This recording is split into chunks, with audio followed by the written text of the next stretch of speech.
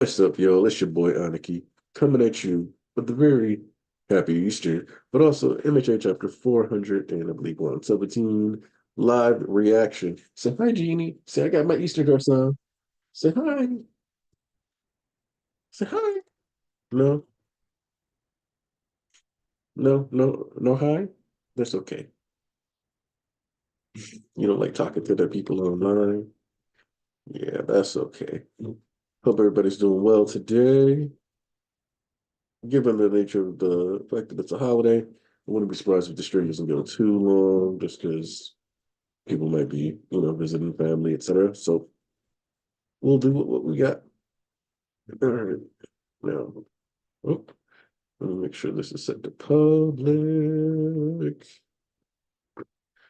Yes. All right, everything should be set properly. Hey, what up, Taquito? All right, let me just go ahead and this into the Discord.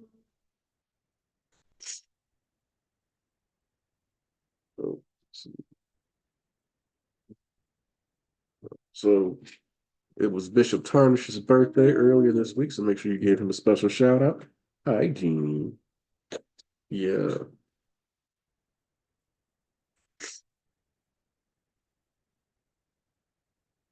but see, we got Thomas. Got I can't believe you've done this, Tiger Blast, and Mr. Andrew here as well. Good to see you. Make sure you drop those stream. Well, likes on the stream when you get in. What up, Jack Aglet? The important piece of a shoelace. I respect it. I respect it. Gene, you ready? We're getting right into the My Hero chapter. Yeah, right into the chapter. Right into the chapter. Mwah.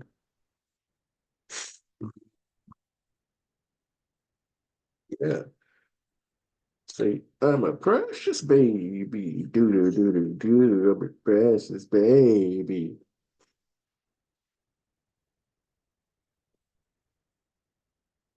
All right. So we're starting off with the peak moment of My Villain Academia. Uh-oh.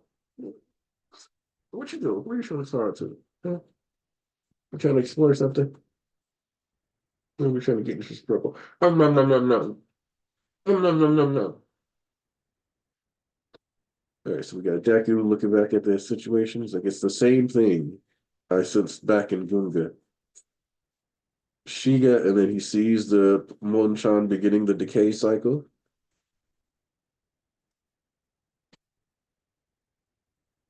Mon, this had to be the first time his decay quirk emerged. Tenko? So, oh God, I see where this is headed. What happens next is at the core of it all. And we see his sister, oh man, and baby Deku grabbing a hold of his hands. Gotta end this now. A realm where memory materializes. Visualize it. Picture yourself not letting go of him. Keep remembering those hands. All for one. All of one for all. Why? Has been smashed against him. The last piece to hit him with is me. Because I saw you crying. No. All wrong. Uh-oh. I did this. I chose this. The hue. Uh-oh. Ooh, sorry about that. A huge surge of Tenko's emotions. We see Deku's arm was in the process of decaying. Specifically, we see his left arm looking a bit more damaged, but both of them are taking on the brunt. It was my choice to destroy this house and my family. Otherwise, what's the point of these hands? Who else would ever validate my existence given the way I am? Oh, little baby. Look at this.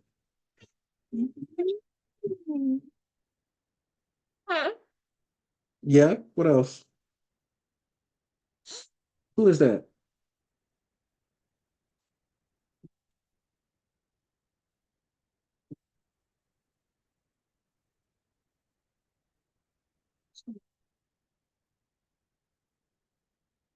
Otherwise, what's the point of these hands? Who else would ever validate my existence, given the way I am? Him at his most delicate and malleable. I'm getting rejected. No, don't let go. On the one hand, powerful in hatred and catharsis, weighed against grief and confusion. Tenko was still wavering on the edge at this point. Get your hands off of me. Maybe there is no other way besides killing. And I don't know what I'm going to do when the time comes. Others have reached out. The massive rush, the hatred. It's happening. It's happening. Uh-oh. You want mommy? Okay. That's an off-screen baby to take my hand and give me peace. That's why I am here. And we see that there's still decay. All right, so it looks like Vestige Deku still has an arm decayed off. Oh boy. And then we're back at the playground.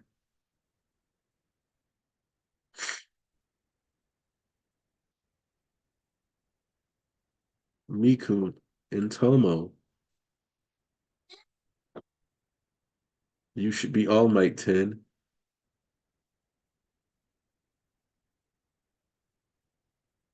And we see little baby Tank Tank looking over at the clock on his way home after he was playing Hero.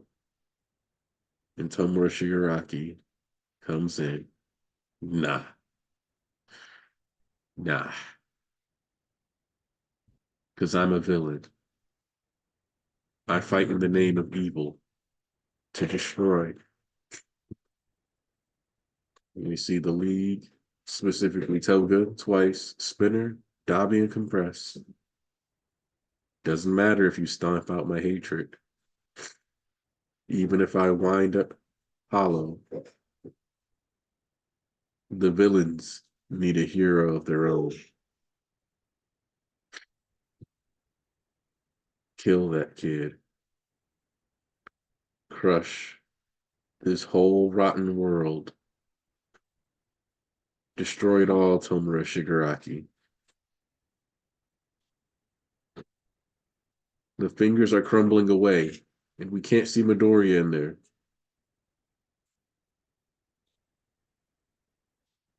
Mr. Shimura. Ah, you're you're with Koga Construction, right? How's the old lumbago? What the hell? A little worse every year, I tell you. Can I recommend a decent doctor? Thanks, but it's really not worth the trouble. What memory is this? Oh, sure, the little guy's a handful. How about his quirk? No, nothing yet. I don't get it. Not Tenko's memory. Who the hell is this? Oh, there it is.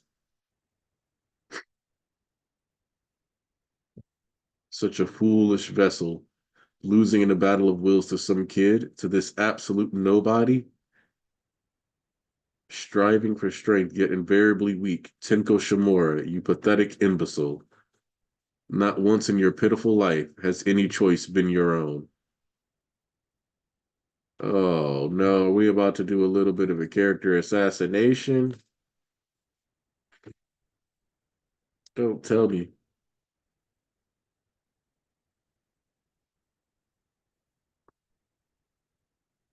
Hey, happy Easter. Glad to see you here, Ryan. You too, John. All right, hold up.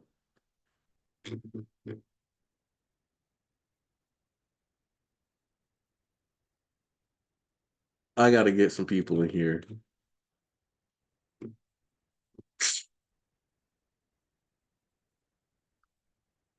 This looks like we're going in my least favorite direction for Shigaraki's character.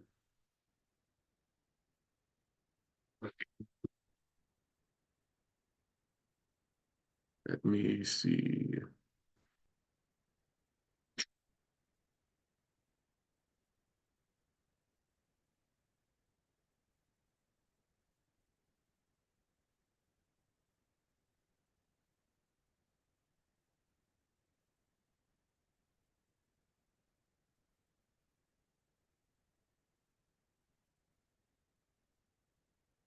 So the biggest problem with really all of that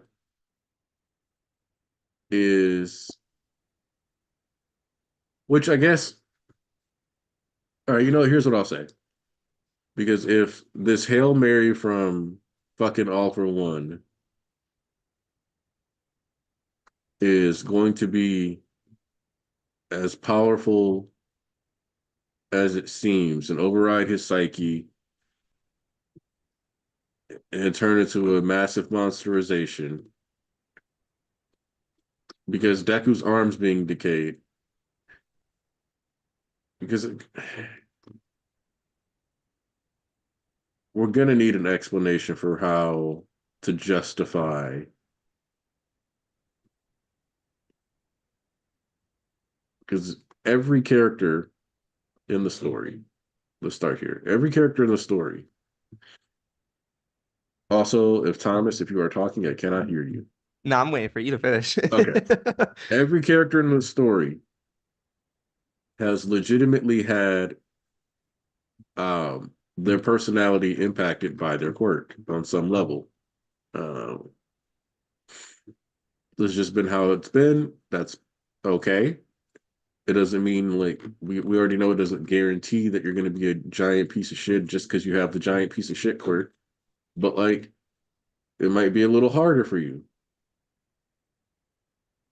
And you know what? That's true also. We know that All For One likes to overgas himself and oversell his involvement and stuff. So there's a part of me that feels like at most we're gonna get the reveal that he did use forced twerk activation. But if we completely remove any and all autonomy from Shigaraki throughout the entirety of the story, like yes, and like I know some people are like, well, he could still be a villain and a victim, and he's a victim of All For One, but I don't think it making him almost exclusively a victim of All For One makes a lot of sense. And I don't think it necessarily adds anything to the story to give All For One that much power when Horikoshi kind of went out of his way to give him such an unceremonious finish and treat him like a has-been throughout a good chunk of the story, even with him trying to come out on top. hmm But what do you think?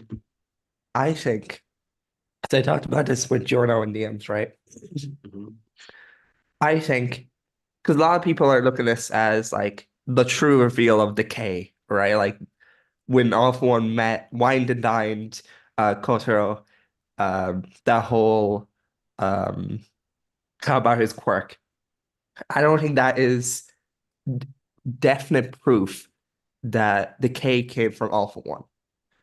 I don't think, all in all, Shigaraki was always a victim to All For One. I feel like Shigaraki still has his autonomy. However, I can see where you're going with this. It's just we need the next chapter to see. Because I Yeah. feel like the last line from All For One was just shit talking. At least that's what it feels to me. Of course, I could be wrong, and I'm not going to rule that out at all. It's just I need to see Oh, more to I'm that just because All For bracing One just myself. sprung out of nowhere. Oh, and that's fine. That's I valid. want you to talk me down from the cliff because I don't want this. It's okay. Don't jump. It's fine. Or I'm like Korra in Legend of Korra on the bridge with you. It's like Mhm. obviously him saying that means almost nothing when he never planned for Shigaraki to be able to overtake his personality for real. Like he thought for sure Yeah. he was going to be able to be in control. So some of the stuff is obviously just him being a little bitch made. hmm Not to mention the how about his quirk would also just come down to Alt One is very curious about quirks. He's also been keeping an eye on this family. Him meeting Kotaro and coming across as, oh, I'm just a regular guy from a construction company, which I also think is proof Alt One may have made the house that Kotaro and the Shimuras live in. Oh yeah. That's what I think. But I feel like that's just All for One being All for One. I don't think he was at the time of meeting Tenko. I think the only time he met Tenko, aside from the bridge, was when he brought him back home. And we know that the itching is part of the K. It's still connected. I don't think Horikoshi would That's take that why I'm away. hoping we get a force quirk activation.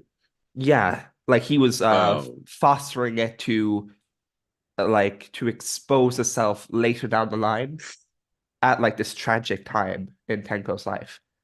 because and I will say Vigilantes almost attempted to set this up right, but Hmm. missed the mark a little bit. Or at least I think they missed the mark a little bit, depending on when certain events take place. Because I think Vigilantes might have lost track of its own timeline a little bit, but I don't want to like hard say it did that because if I Hmm. remember correctly, it's supposed to start like 5 years before the start of Yes. MHA. So in that sense, it might actually still work out because it purposely set um Aizawa's flashback Yeah. to when to end high school, which would have been roughly like 15 years prior to or around the time that Shigaraki could have gotten his stuff going. Hmm. Um, so it is possible that they grabbed Loud Cloud, made Kurigiri, and gave him the ability to kind of do like remote force activation. But we don't because we don't know when All for One got that quirk or if that's just a component of All for One. Hmm. But I feel like it's the former, not the latter. I feel like it's its own quirk. yeah, like that's the we don't know which is which. Hmm. But first off, Because like that would mean Off One is just it isn't just a stockpile-esque and transfer quirk. It is absolute dominance over the quirk fact or the quirk like power system itself, which it is still, but I feel like it'd be just a bit more broken. also, as far as ideologies go, I do like that once again we're emphasizing that, and we've kind of talked about this, like when people talk about like, oh, like maybe Shigaraki and Deku could have ended up fighting against All For One together, blah blah blah. And I've even said that I can see throughout this exchange Shigaraki becoming more at peace with dying because he feels like it's a necessary thing to happen Hmm. for the betterment of the world. This does, which okay. I looked at that as something born of the fact that he wanted to be a hero initially, and something throughout his interactions with Deku was going to resurrect that heroic spirit, but he was also going to recognize that he was too far gone. Hmm. And to a certain degree, I had already felt like enough had been provided for that to happen. But I also realized that for some people, that probably isn't the case.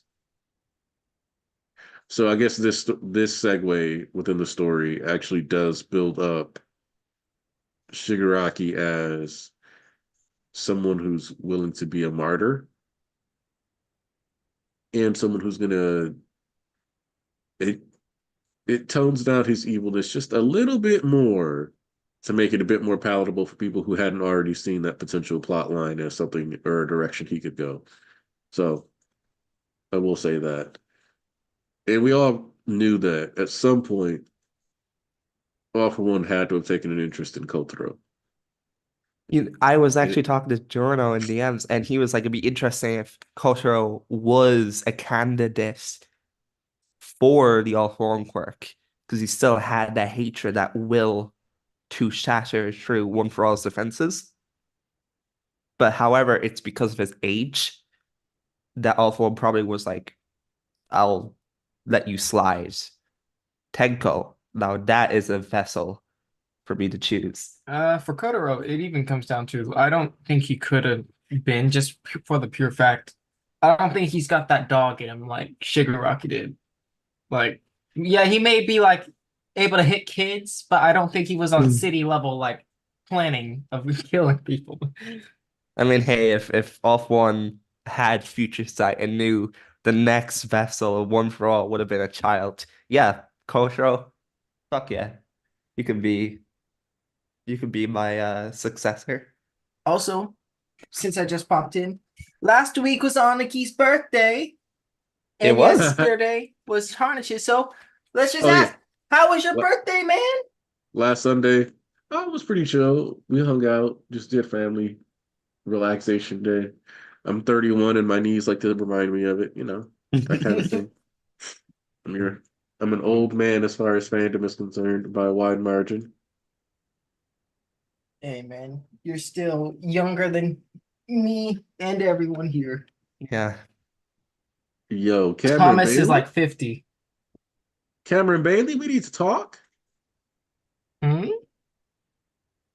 Please, for the love of God, let Oh, Whoa! AFO yeah. and Oh, yeah, Cultural keep yeah. fucking next chapter. Yeah, that's a ship that's popping up now. So he's not just an abuser, he's a cheater also. Damn, Cameron. His wedding ring wasn't on in those panels. Yeah, that's true. He pulled it off. Yeah.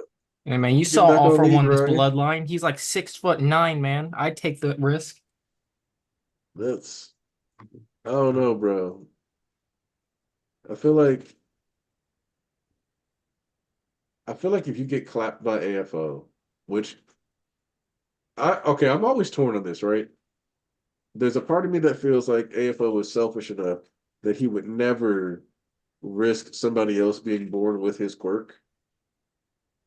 Wait, but And like, would and that there's not no mean the Death for One theory crossed over from one manga to another for JJK, but then you have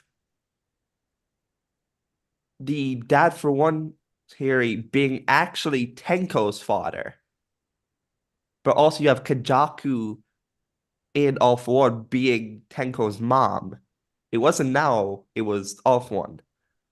What are you yapping about, brother? he's I about don't to know.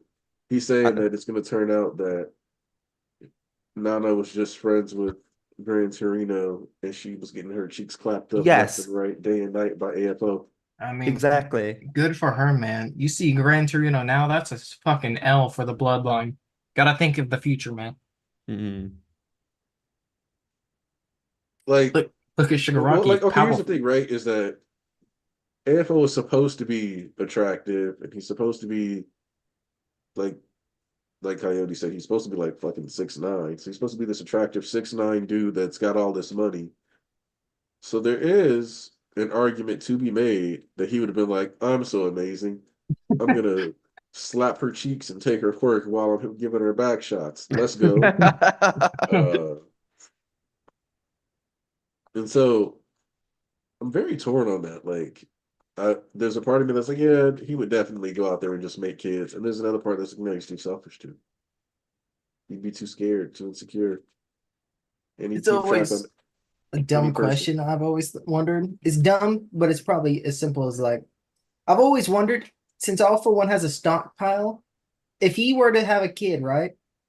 Would they have some of his stockpiled quirks with his All for One type shit? I've I don't think always that's a dumb wondered that. question. I think that's a good question because we know that quirks are supposed to be stored in the DNA, so it's supposed to impact the DNA factor. And from what we know, no One for All user has had a kid while wielding One for All. Mhm. True, true. As soon as Nana got it, she gave up Kotaro, which also just lets us know that Kotaro was born years before One for All was acquired. So, no, if any One for All user had reproduced, it's arguable that it would have passed on all that data, and you just would have had some kid born with like either one of nine quirks, a combination of the nine quirks, or well, not even nine quirks, but you know what I mean, or access to all of them. Maybe not the stockpile energy, but shit, they would have been able to build up a stockpile more than likely due to Fajin like feedback looping or something like that if they got the whole stockpile. Mhm. Man, imagine you're fucking All for One's kid and you're born with belly button laser. I'd fucking end it all, man. I assume if you're born with belly button laser, it becomes a considerably better quirk. That's my personal assumption, though. Like if you're born with it, Even if really it's not a like the punch dimension, you could end up with like a Cyclops-esque ability. like maybe you gotta like belly dance, like, like pull some Shakira moves or something, but I feel like it's not as bad if you have it from birth. Like Mhm. maybe Ooh, super chat. oh, at my parents for Easter with bad internet, so I won't be able to join. Hope everyone has a good day though. I thought it was a great chapter. Well, thank you for the super chat, Joseph. I hope you have a happy Easter with the family. Yeah. Yes, sir. And I do think this is a good chapter. I'm just worried about the overall implications. There's some stuff that it could go negative, but at the end of the day, I'm here for the ride. And if I don't like that, I don't like that. Regardless, I won with this chapter because I got the I am here moment for Deku. And it isn't just say Deku's gonna say it in front of like a whole crowd and get everyone hyped up. It's an actual personal I am here to comfort Tenko. I think that's so much better. Did 100 times did he better. do it for Eri? I forget. No, he said I'll never let you go, which he kind of did the same thing with Tenko with let me find the what he says. Um, where is it?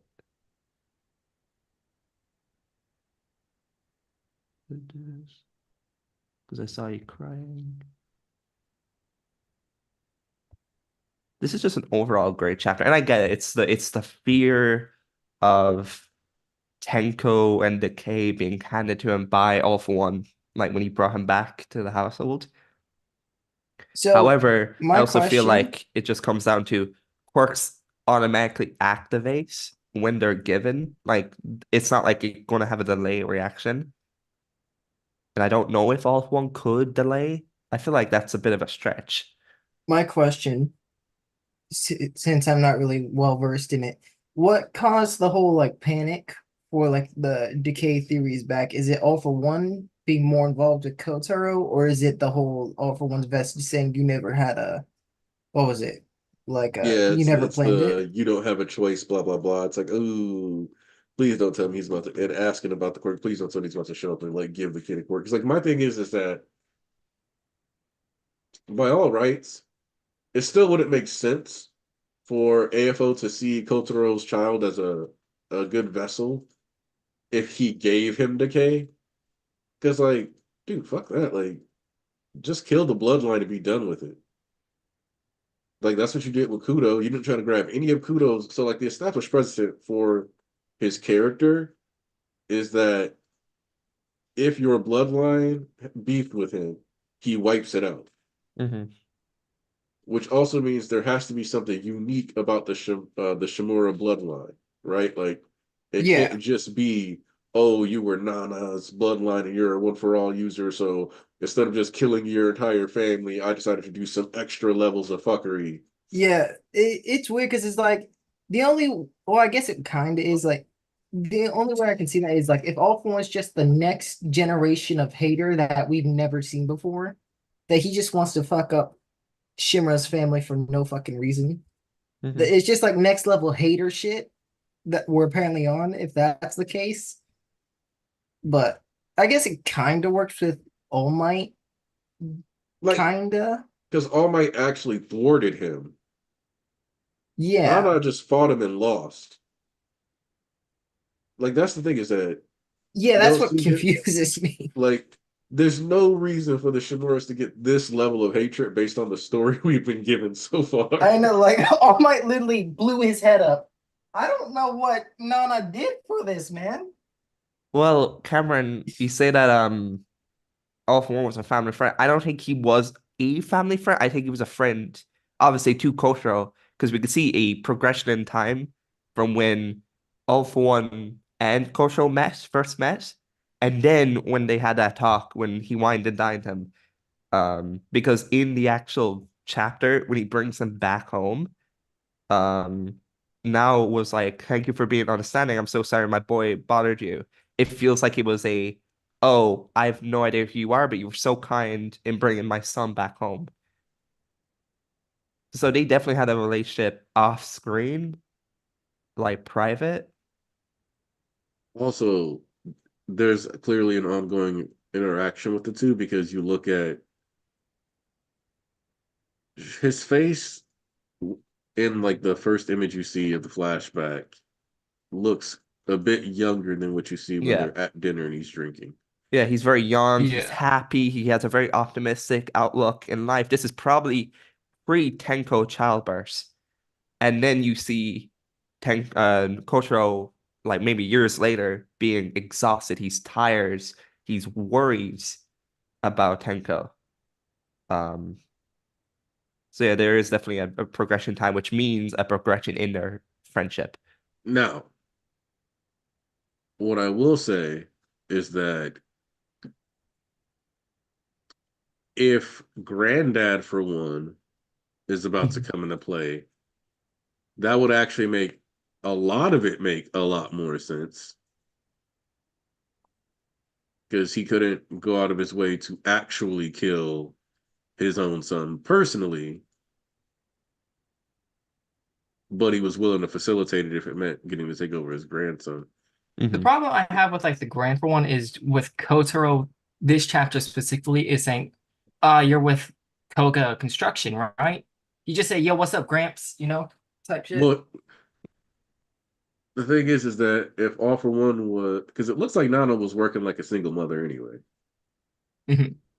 Like we hear very little. Like we hear that. Granted, we did hear that All for One killed her husband, but shit, maybe that was a fucking body double. Maybe he pretended to be somebody he wasn't the whole time. Like Kotaro never knew like who the Right. grandpa was. Okay. Yeah, that could work. I also Because think it just comes down to Alphonse wanted to get close to the Chimeras because obviously he has a hatred for Nana and everyone for all user, which is I'm more likely um to subscribe to that theory that he was just, you know what, I want to get close. I want to set some stuff up. I want to know more information about this family. I could wipe them out, but I have my own reasonings, which I think those reasonings will be revealed next chapter. so, Madman, you're correct that it is like Nana's fault that All Might happened, but if but when you look at the timeline, the shit with Tenko takes place like fucking 15 years ago. All Might, well, 15 years before the start of the series, so like arguably 17 years ago now, the stuff with um All Might happens 5 years before the start of the series. So there's like a good old like 10-year gap between when he's doing all this stuff with them. And you can say, like, well, All Might was running around, but like he could have killed Kotaro way sooner than this. True. Mm-hmm.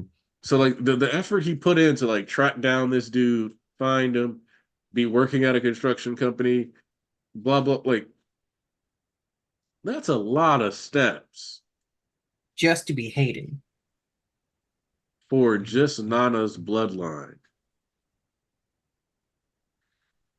To the extent where I'm hoping we get like a better detailed explanation on why he hates Nana so much, and by extension her bloodline, because like just being All Might's master is not a satisfying reason, at least for me. I agree. Like,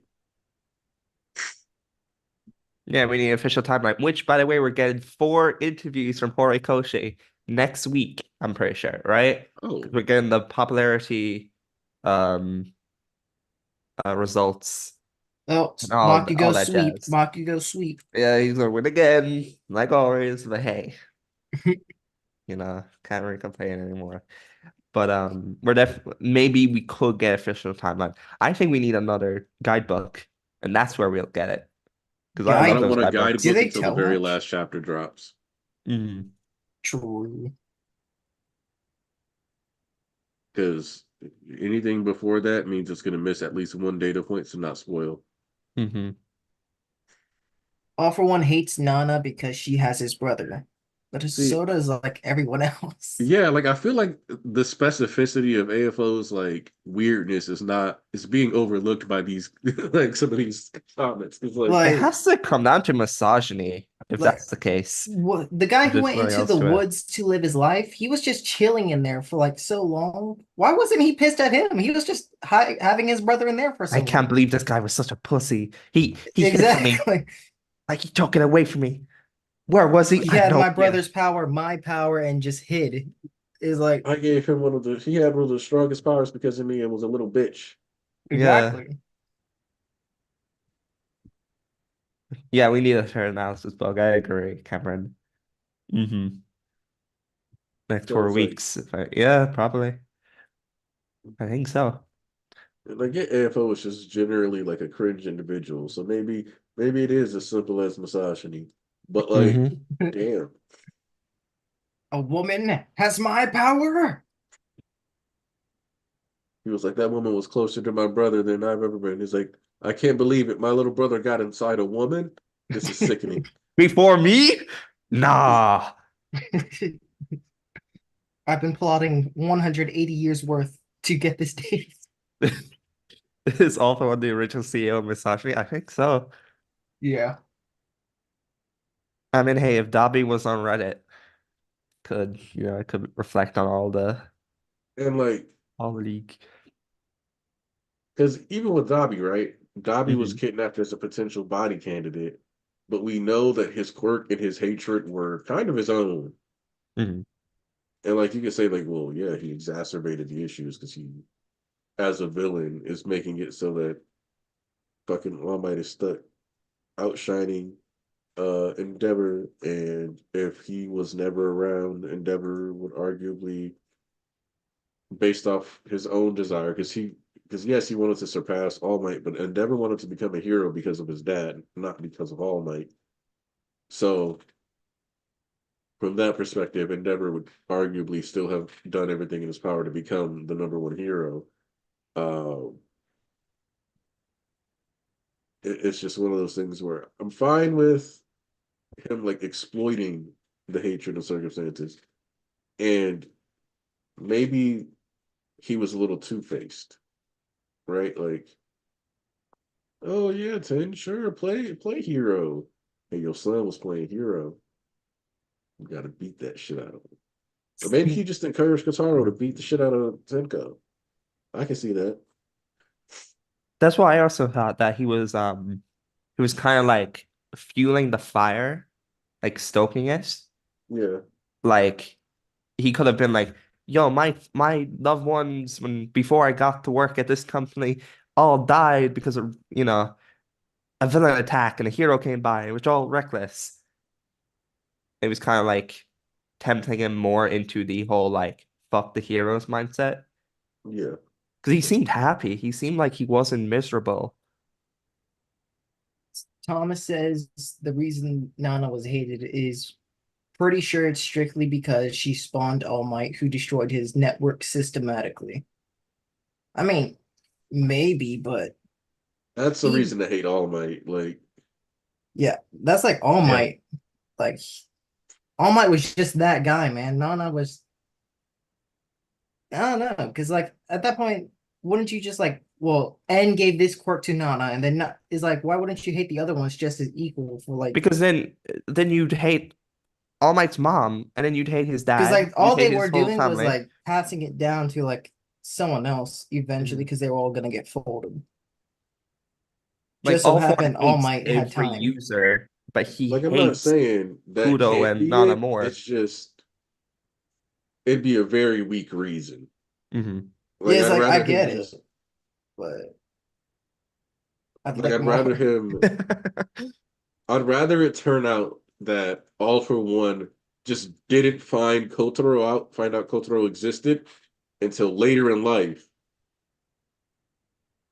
like until he was like in his 20s, then have it turn out that he like, because then I could see him like having a little bit of fun with it, like, maybe fuck with this one. Let me twirl my mustache over this one. But like, based on what we've been given, Homie has a very, very specific hatred for this lineage. And I really wanted to expound upon. All for one. I Message created Reddit retracted. to radicalize Davi. It was all part of my plan. Honestly, that sounds like the fan version of All for One.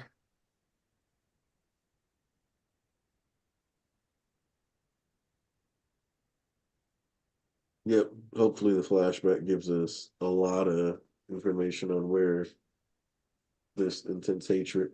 But Yeah. also at this point then, because I've been down the clown like it's Chinatown with more uh all for one flashback material. In general, more I won't say prequel material, but prequel-esque material.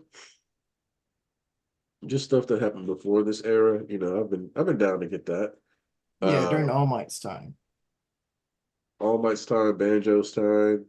Yeah. Oh, show me Kudos time.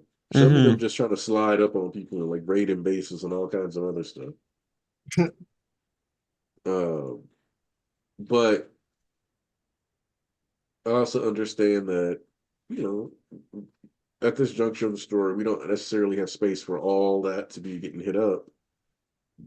So for me, I'm just like, just give us some reasons to make sure it makes sense for him to follow the Shimura family Mm-hmm. to the level that he did. Yeah. All Please for make it a One. better reason than, well, she was All Might's mentor, because that's just Yeah. lame. That's lame. And I get Awful One is lame, but please don't make him that kind of lame. Uh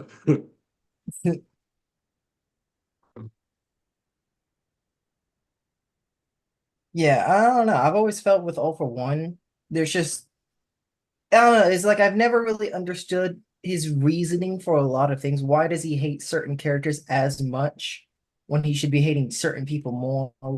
Why some things are wishy-washy. All for One is just I needed to understand his motivations a bit more clearer. So maybe if I had like a little bit more of his reasoning through or flashbacks or something like the Nana stuff. Why does he hate Nana? I don't know. Just show him fighting, and maybe there's something there. I don't know. I always felt like he kind of needed a little bit more, even though we've gotten a lot out of him recently. yeah. So but I'm hoping, because like this feels like the moment where AFO decides to wink himself a little bit. Yeah, And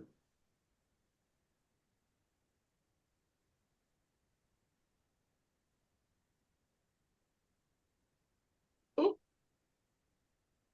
I mean, AFO doesn't respect Deku. Also, is that Jinx from Arcane as your or Arcane Jinx for your profile picture, Conqueror of Archons? I can't tell.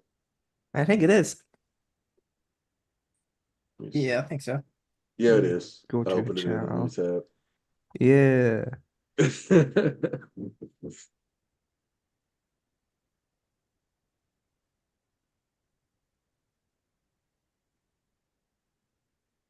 If All for One was still active until he became a nutsack, doesn't that mean Nana, Gran Torino, and All Might were taking down his empire? Technically, everyone for all user was fighting against his empire. Yeah, That's why it's like, bro. like I'd be more mad at the dude who took my brother out of his cell. You know, like the second and third kind of deserve the hatred a little bit more. Like what happened to their bloodline, man? I don't think Well, they he got said he fucked killed. with. That's the thing. He specifically said he wiped out Kudo's whole bloodline. And not only did he wipe out Kudo's bloodline, he wiped out the friends of Kudo's bloodline. He was like, I don't even want people who know this nigga to have kids. So I'm like, bro, what special circumstances happened with the Shimura family that you were like, hold on. Instead of doing my usual MO of wiping out bloodlines and friends of bloodlines and mailmans of bloodlines and that guy who happened to wait on them in the restaurant that one time of a bloodline, I'm gonna foster this one so that they can then wipe themselves out and then make this one my body. Like, what possessed you to possess that little nigga? Like there has to be something that we're getting in the next like 2 or 3 chapters that's going to go and explain more. Yeah, and that's the most interesting and not worrying, but it's like the next few chapters, in whatever way, are gonna change a lot of thoughts about my hero, whether good or bad, because it's either we learn something about All for One that just doesn't make sense, or we whether it's like the Shigaraki's whole thing, he was never given something, he was given decay for whatever reason. It tears down Shigaraki. It's like next chapter are like very important for my hero all of a sudden. Which I always thought these chapters were going to be important, but now they're even more important because All for One's changing the narrative again.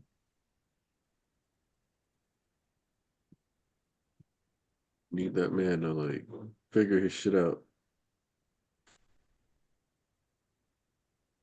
And It that's is the thing is that interesting. like I feel like there has to have been like an attempt to woo Nana or something involved here. Shoot, Like man. I saw Nana. something. I tried to riz Nana up, man. Fuck, man. I'm sure All for One tried that. Like I guess just being bitter that she chose the best student so far, but like damn, that just feels so It should have been me. misdirected. Like the time he was spending doing this shit, it's time he probably should have spent killing Night Eye. I don't know. Like do something like that, bro. It just feels like a bad usage of his time, which is fine. That's All for One. He's the guy who sucks his own dick. Well, I think it's important to show that Kotaro was a very flawed person, but he still had humanity, and him actually sitting there smiling and chatting it up at a like a business dinner is a kind of a good way to convey that. Like, yeah, this guy's kind of a douche. He had a lot of issues, but he did legitimately have a functioning like like adults exist outside of their kids, even though uh how they treat their kids and what they do with them is a Yeah. significant reflection of who they are. Mhm. I mean, what he said to All for One, like, oh, sure, little guy's a handful. It does, like, you can see his man. He still loves Tenko. It's just he was venting out Yeah, how he felt to a child and then taking it out on him. He was awful, but you can tell there was still that little hint, glimpse of humanity. yeah. It's not like he was. I would say he wasn't like this overwhelmingly like malicious force that just wanted to ruin everything. He Yeah. just had a lot of unresolved issues. Mhm. Which Which is, I All mean, for One and that could and have that isn't to fostered like a bit downplay more. it. He's still pretty shitty. Like I'm gonna be real with you, he's a Yeah. pretty Mhm. shitty dude. It's just that was the circumstances. And it was even written to the like he was I think it was like not he was, but there was a possibility of him changing when he was looking at that photo and being Mhm. told. So Yeah, it's not like he was 100% evil. He was genuinely thinking about, man, maybe I went too far type stuff. It just so happened that he went to go beat Shigaraki outside once he saw the family. Yeah, So I do think there is like obviously like the ending of this chapter, seeing All for One being like, what about his quirk? Seeing All for One come back, which I don't know why people thought he wasn't going to come back in any shape or form. And yeah, then I he obviously did think told him he us he was had a going saying to come Hail back. Mary. you had no Like, choice in life. Like, of course, it can make you think for the worst. However, I feel like people are are going a bit far with this. They're still like a bit more to learn. Of course, like you don't have to like this at all. I don't like the decay theory at all. Nothing will ever change my mind on that. But I feel like people acting as if All For One like Shigaraki was never a I also have um like an issue with like if you're not a gonna victim. I introduce mean, decay theory, fine, whatever, but it's so late in the series that it's kind of like at the point where it's like I kind of would have been able to somewhat justify it earlier, I guess. Maybe I wouldn't have been happy with it, but it would have been what it was. But it recontextualizes so much at the end to the point where it's if All for One fucked everything up for Shigaraki's life, the only, I guess, merit kind of he had to society would be, yeah, his father was abusive and that they, I don't know, and the people abandoning him or not like helping him in the streets. It kind of reduces a lot of Shigaraki's points if everything was just All for One's plan. Whereas like society wasn't as bad. It's more so All for One fucked up a kid so bad. And that's the thing is that there's a lot of cultural critiques baked into Shigaraki's backstory. And I think that's the part that throws me off about it. If too much of this becomes, Yeah. it was me, Dio, because like there's some like that like bystander effect and being like, no, like we need to be looking out for each other more, and all like those are all heavy cultural criticisms, and it's like softening the blow or like reneging your Exactly. criticism is this will sound harsh, but it's a little spineless, and I don't like Yeah. that. I don't like spinelessness. It I kind of agree. takes away the It reduces nuance the of blow. it takes away from It like softens the the nuance of story. it. Yeah, Well, and so it's like, much more. who are you softening this story for? Like people who either already didn't get it or people who needed to understand that they were being a bad person. Like which is it? Like who are we softening this story for? That's like Because the question that I have the to only ask. reason he would soften Shigaraki more is to go with a Shigaraki can be redeemed in a type of way, type of situation. Because that's the only reason you would do this is to soften him, which we've said. It's taking But the easy even way out. then, like Shigaraki still said he is still a villain. So there's like, if he's gonna double down on what he says, there's no need to really soften it. You can still just show the backstory without changing much. And based on what I can see, this is a different bar. So Not awful was that woman. Awful was every person who turned Tora away. You don't agree with what, Madman? I don't know what we were saying. I just think it makes it like a lot more easier. Like you're taking the easy way out with Shigaraki's conclusion in the story. Like it's a lot more nuanced to not have the decay be all for one's passed down quirk. Yeah, because like I said, like it doesn't take away everything from Shigaraki, and that's the thing is like Shigaraki, no matter what, is still gonna be the person he is. He's groomed. He does all the actions he did. It's just the starting point is more important for a society message to me, and that's what my hero is. Is like take everything out. The whole point of heroes and villains of this story is how do we fix villains and how do we progress with not making more of them. That's the whole point of Toga, Twice, Dabi, and Shigaraki. And if you remove Shigaraki's the whole thing, will Shigaraki's only circumstance was society just said fuck off when he was walking the streets as a kid. Whereas, because like if he was given decay, then everything was planned out by All for One. So it's like, how much can you really, you know, put that into a society thing besides, I don't know. He comes across as a poor man's Aizen, and I don't need him to be that. Yeah, I don't need All for One. And I get people like it when everything's connected more. I think it's fine to connect everything, but I don't need everything to be connected. Like, I don't think there's a point in connecting the decay thing because All for One's still All for One. And I don't need it, doesn't change how I feel about All for One being an asshole. It just changes how I feel about Shigaraki. yeah, which you know, to a certain degree, it doesn't change the fact that as you're reading the story, these critiques come through. It just, like I said, it softens them a little bit. Mm-hmm. And I do think his dynamic with Toga and Dabi is hurt by it being him being set up. Because, like, I like the parallels between him and Eri, for example. Because, like, if you think about it, If Eri goes unsaved and she spends another 10 years being tortured and made into bullets, there could come a point where she's like practicing rewind in private, rewinds overhaul, and then like into nothingness, and then takes over the entire operation.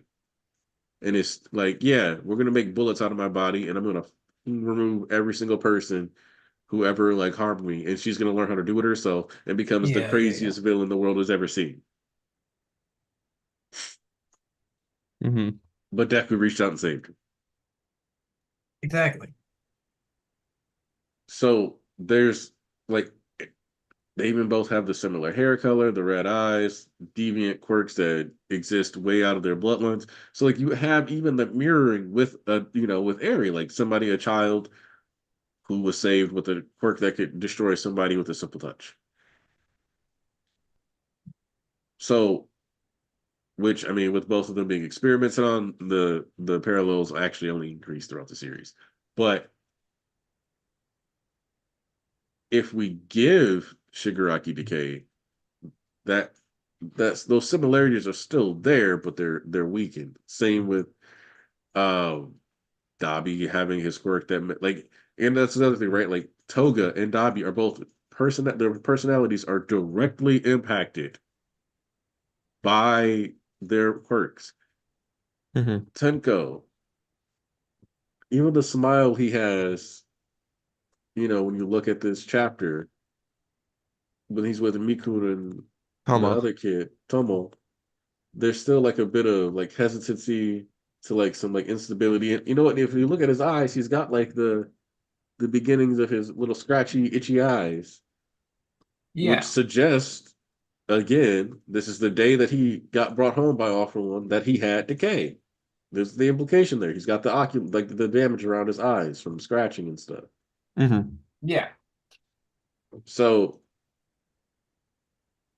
it, it suggests that like they've all had these like direct impacts by their quirks that has caused them to think or act in response to certain stimulants a certain way.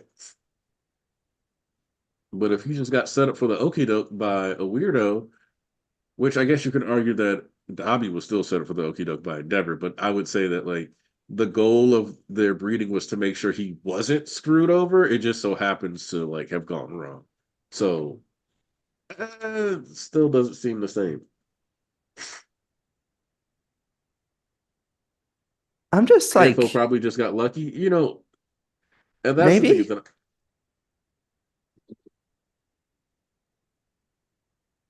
well, actually, let me see. Maybe I'm just really actually I'm confused. gonna I'm trust you trying if to you say look that the at shirt is different. the shirt. He said that Timko's shirt is different, or she, I don't something.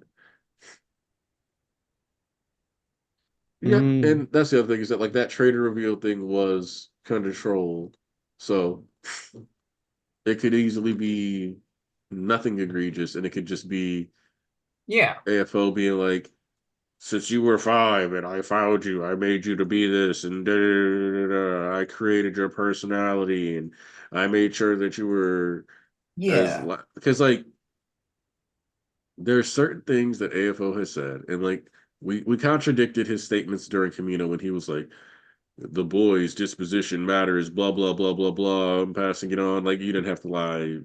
Nobody was recording you, bro.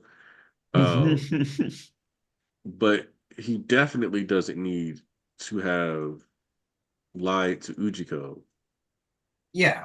about how he was supposed to have been born with twisted potential. Mhm.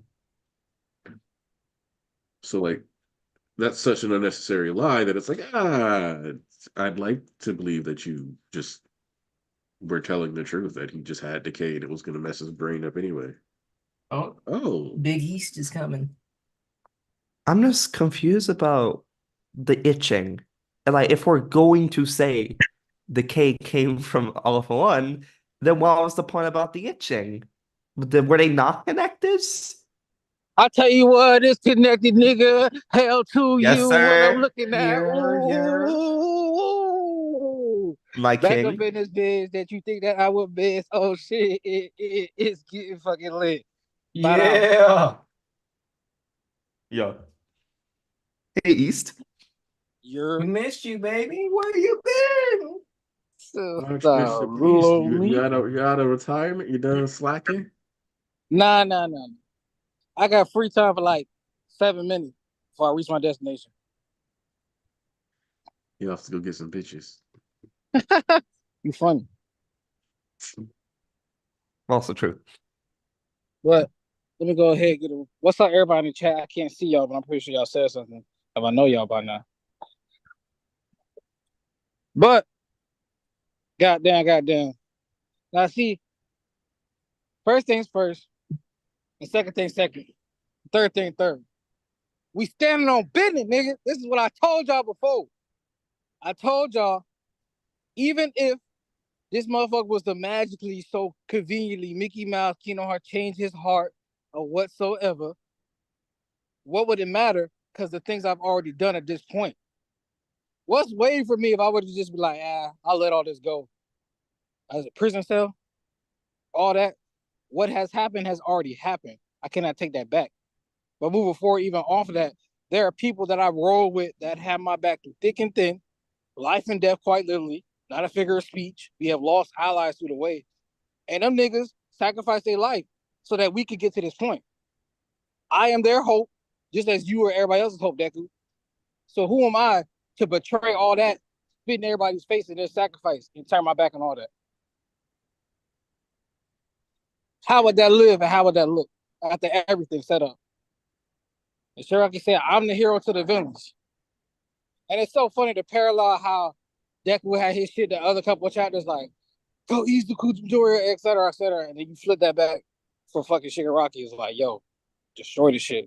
And we didn't have as much, as like all these people looking around for Shigaraki, but it's still the same to a degree. All right, back on y'all. I was waiting for you to keep going. No, we got 4 minutes left, so go ahead and tackle your questions now. East, how do you feel about it's not just the Deku being cheered on, it's also Shigaraki? That's why I touched upon the beauty of the parallels in that. That's like I said, everybody at this current predicament, it was before it was set in stone that this would be the finale of the series, right? We had part 1ers and part 2ers. More so for the part 1 people, it was more so they weren't as the biggest fan as of the villains as everybody else. And more so, and then you had the part 2 where we were more villain stance than anything, but it was also for the kids' growth to what they could reach. Because like Tarnish had posted that picture, when Horikoshi writes the heroes as opposed to the children, that's 2 different people, right? And it's funny because that's in terms of the way of a code switcher, but via writing, because everybody knows in IRL you code switch. It's not being fake. It's just you interact with different people in different ways. Like, for example, when Thomas and Coffee with me, they be saying nigga this and nigga that. No, I don't. You can't push that. You can't say that. But when you with certain people, you do a certain things. Like you see how your parents are with like different siblings or where they are with their friends. That's not your parent when they with their friends because they're a normal human being. Same way we seen Kotor in a different light just now. He only an asshole and a dickhead when the hero shit was involved because that triggers his trauma, unhealed wounds. But any other given day, I'm pretty sure he was a cool dude, right? As we just seen in the fucking chapter type shit. He a normal nigga. But through Shiggy's lens, whenever he acted out or Shiggy wanted to be a hero so bad, that's all he wanted to do is play as a child. That's when you see the bad side of that nigga. Unlike Angie, that nigga was just a dickhead all through. No matter who he was with or with. But that's a special case right there. But it's just funny because it's like, you're seeing different sides of everybody and shit like that. So it's like I said, we were part 1, part 2 people. More so for the villains and shit like that was like, well, we wanted to see more of this and more of the villains and the rise, this, that, and other. But when it comes, let me get back to the point before I go off on a tangent. What comes to the point is that you get 2 sides and nobody wants to be in the middle. Niggas want Deku to reach his heart, change his heart, and just change Shigaraki. And then the other people want Deku to get his ass beat. But it comes to a point where, like, if you just meet in the middle, you can have both characters balance out respect each other, and go about their ways. Deku can touch Shige's heart without changing who Shigaraki is and try to make him transform back into a child in Tenko type shit. IRL type thing. He can touch it.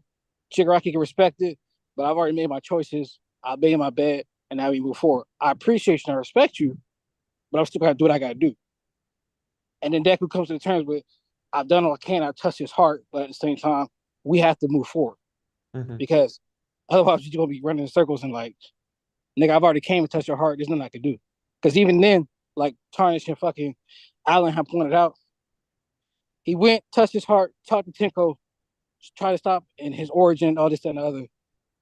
And then he still turned to Shigaraki at that point. When niggas can try to defer it all for one and this, that, and the other, that don't matter. Shigaraki has made his choice. All for one just talking shit. That's why he ain't nothing but a vestige now. And his time is short.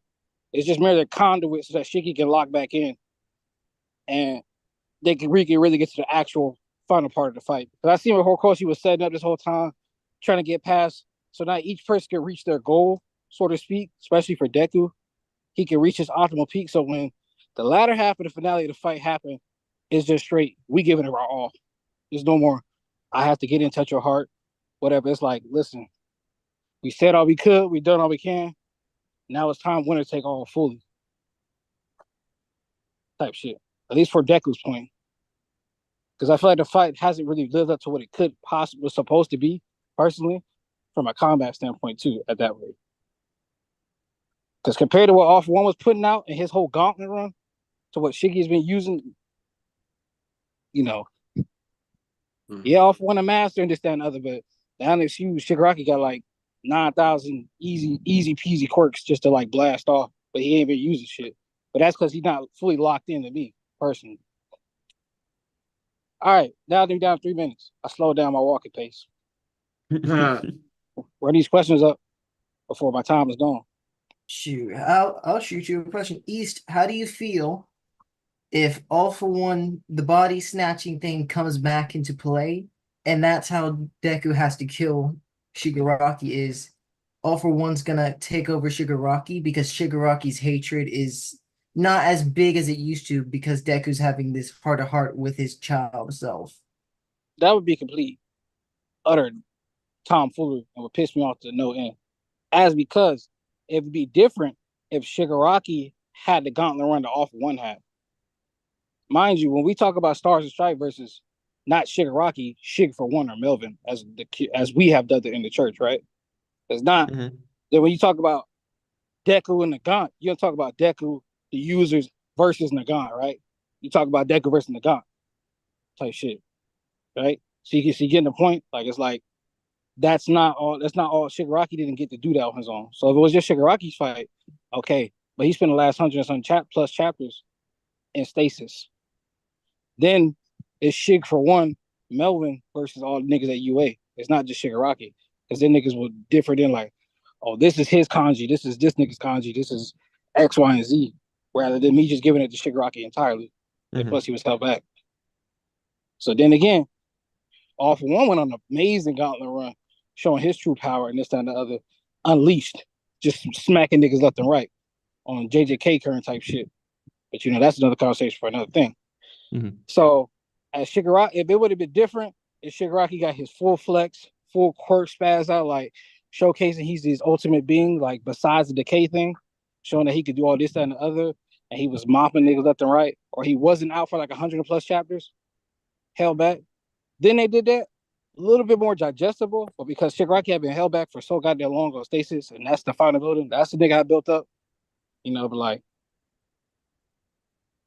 Hey, Tarnish. I know it ain't who I think it is. Happy birthday, Is it boy. my boy? Yeah, what's up, Birthday Anarchy, boy. everyone? Yeah. To be fair, East, in the editor's note, it says what are Shigaraki and Deku going to do?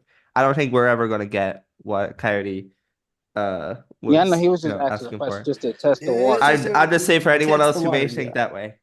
Wait, what y'all talking We ain't about? getting A team up? Nah, he I asked was you. talking about, so I said, Tarnish, what if because Deku's having this whole talk with Shigaraki, and Shigaraki's hatred, let's say, it starts weakening a little bit because maybe he does some stuff with Tenko and it's making Shigaraki realize some stuff. What if the body snatch and stuff comes back for All I for mean, One, and he starts taking it, and that's why they have to kill Shigaraki, because All for One's gonna start controlling. well, at that point, Shigaraki would have to die not only because of All for One, but because, he's taking responsibility for everything he had done up to this point. So it'd be more than just All for One, because Deku already said that he's not planning on like straight up forgiving him, like on some like, oh, let's be friends. Like you could kind of argue that was Uraraka and Toga, but not really, because Toga was like more crazy to that, extent. But Deku has said several times, like, I'm not planning on forgiving him. I just want to heal his heart, pretty much is what Deku wants to do. Like Deku just wants to talk him down. And then who knows what he'll do afterwards. Because we even had a flashback to that moment this chapter where he's like, yo, I don't know what I'm gonna do if, the time comes where I have to kill him. So if we've been focusing purely on the Tenko aspect of everything. So if we could go into the Shigaraki side of it, the side of it where it's like, I really chose to be this way, especially after All for One got arrested, because he brought up this chapter like no choice you ever made in your life was your own. But, there was a point in time where All for One wasn't around influencing him. And that's when he really got attached to the League of Villains. If it wasn't for that period after All for One got arrested, he wouldn't have, these 5 members of the league in his heart. I'm kind of surprised Kurogiri ain't here, but you know what I'm saying? Like that's not league. That's when he connected with the league. So, that's the version of Shigaraki that needs to just, accept punishment for what he's done. Like, yeah, I probably should just die at this point because, and for a long time, Shigaraki was working under All for One. So even in terms of like how All for One got this far, Shigaraki helped get him this far.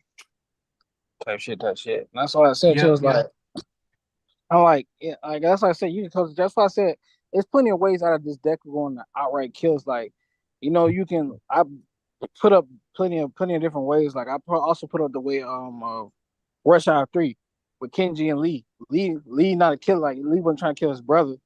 All his brother was fucking top boss of the Yakuza and shit. And it was like, nigga, I mean, not Yakuza triad, Chinese triad.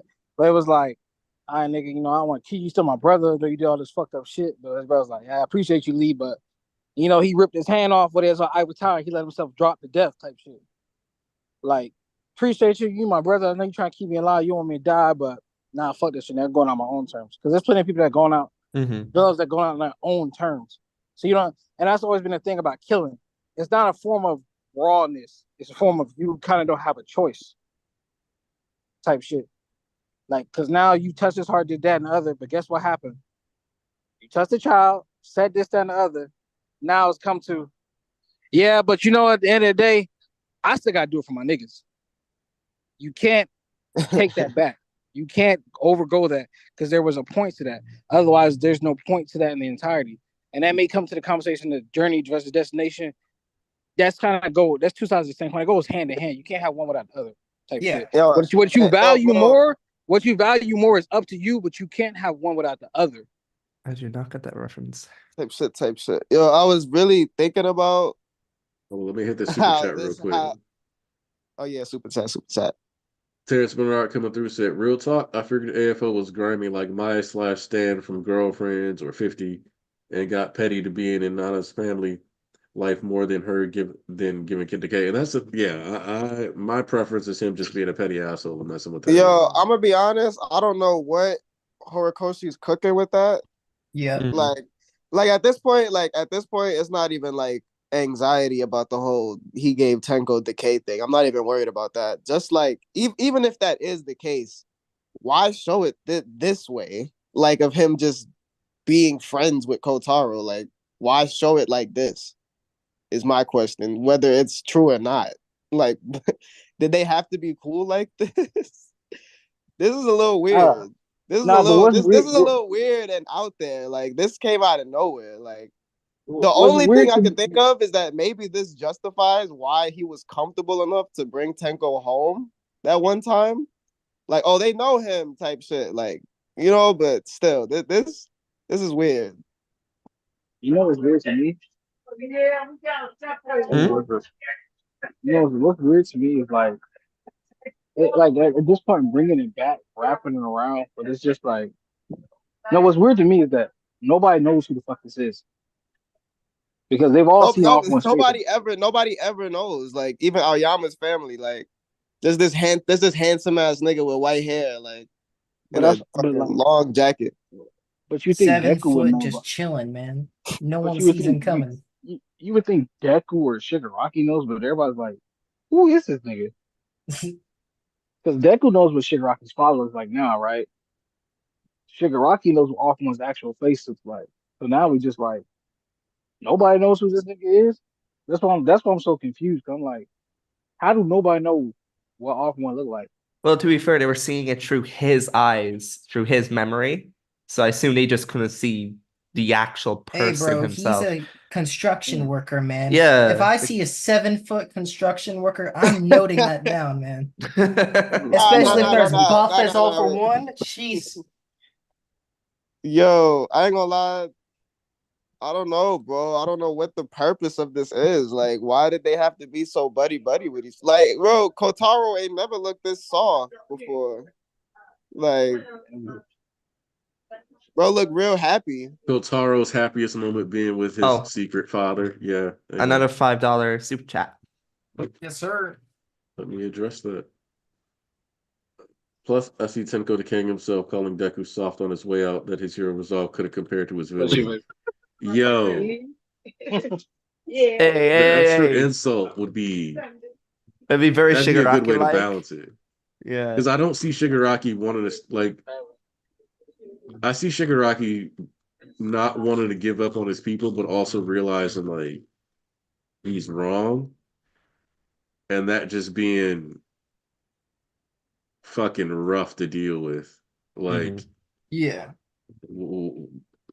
I know I'm wrong. I know I can't keep doing this. I know I shouldn't do this, but I also don't want to let the people down. So going out a martyr seems to be the only way he can. Also, if for me, especially after Deku's having this whole talk and seeing more with Shigaraki, for me, I kind of feel like Shigaraki somehow decaying himself works better because I personally can't see Deku killing Shigaraki as hardcore after this talk. Personally, I don't know.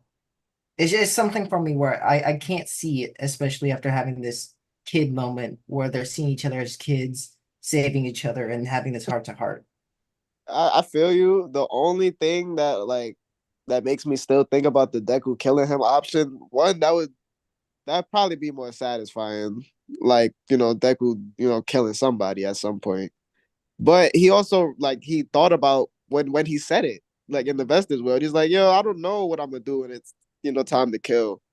So we kind of have to follow up on that. And he has to have a moment where it's like, should I do it? Should I not? So In technicality, this could be his way of killing Shigaraki is just not physically doing it, but because he had this moment with Shigaraki, it literally kills him on the inside type stuff. Whereas he doesn't have to do it, but because of this interaction, it does it type stuff. I don't know if I made sense, but no, you definitely made sense. No, But killing the know. personality of Shigaraki, yeah, something like which will that. likely still result in, a young I don't death. know, because they already said Shigaraki and the Vestiges. They said Deku could kill him hypothetically if he wanted to. Like that one time he punched his arm off. If he went for the head, Yeah, that could be a final moment where it's like, yo, take me out because the body's too strong. Like I don't think he could decay himself if he wanted it. Like in the real world, his body would probably regen too fast. He's got all this hand growth stuff. He could make a new body from scratch if he had to. He's just too strong. Regenerating I from a drop of blood like Logan. yo, and I wanted That's to crazy. I wanted to bring something up earlier before the super chat. It was I was thinking about Toga and Ochako.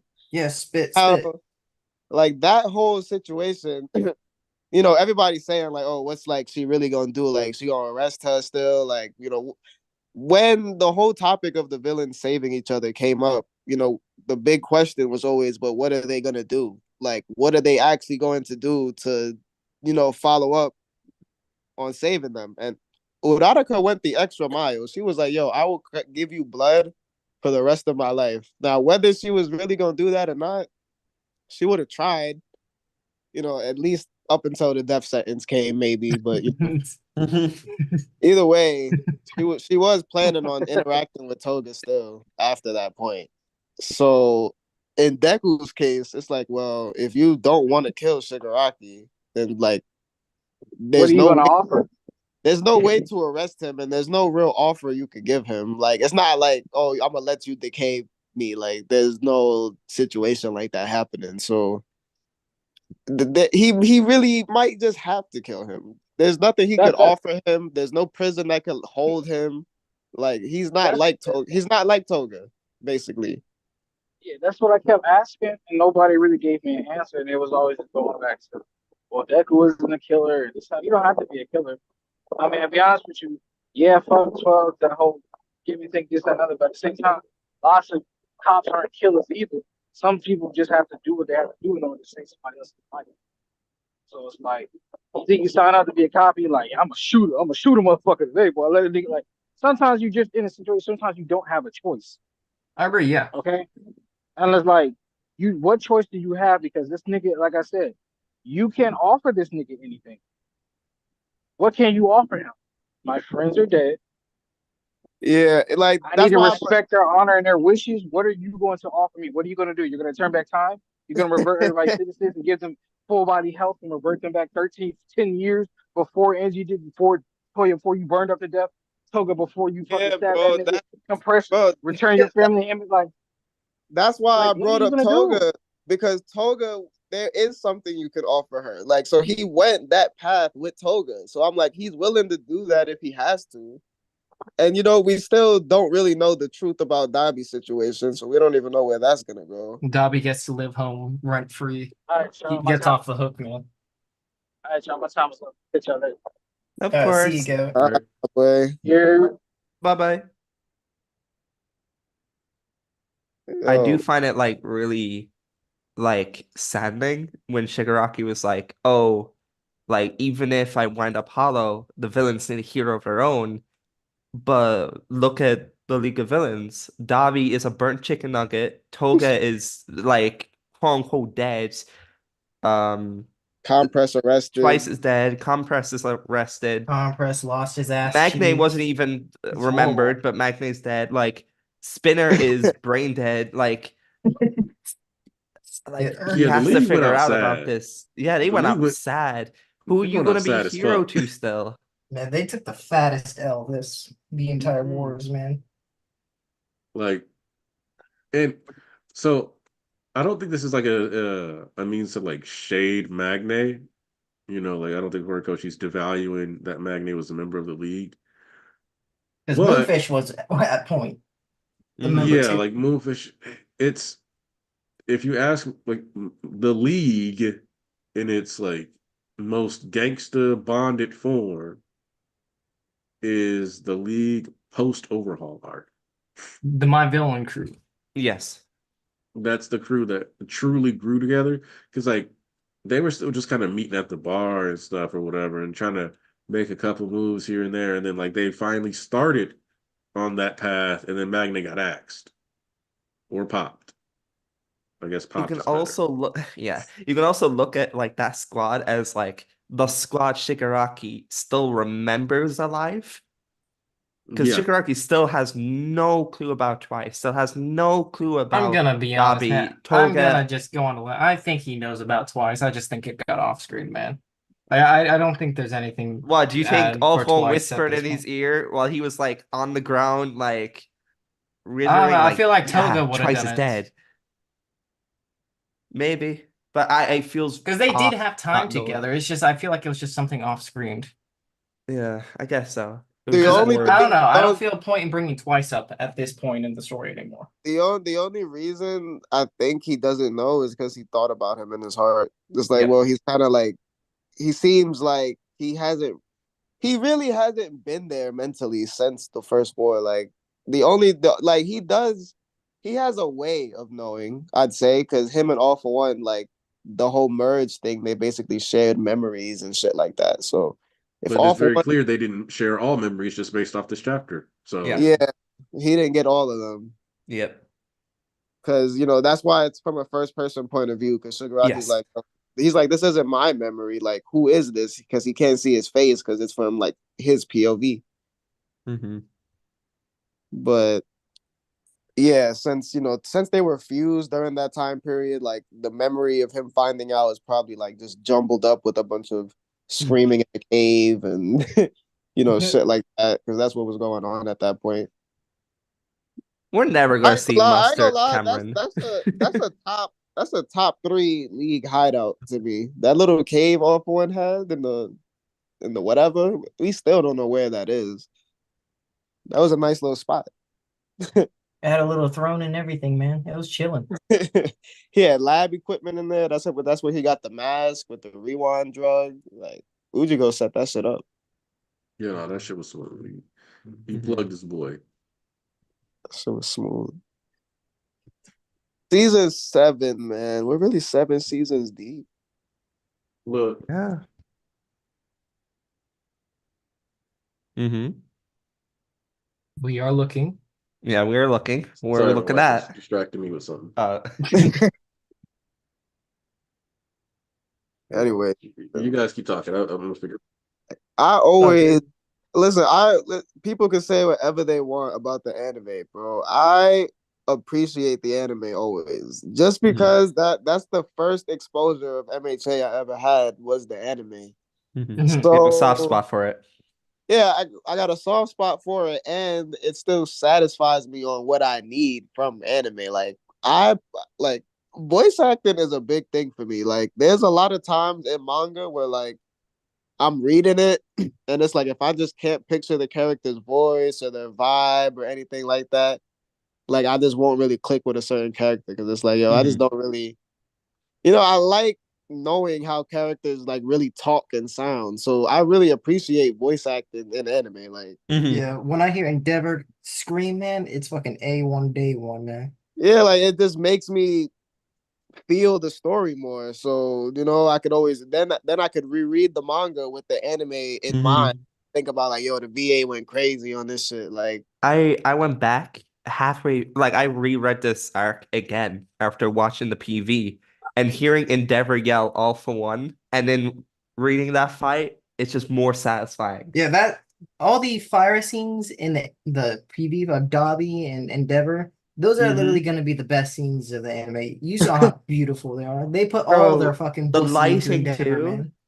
Like So- my whole thing with the sky debate, right? And not to bring this up like this entire argument, but I've never liked the sky at all because it doesn't convey like a tone. Like, of course it gives off the whole, oh, it's just a normal day.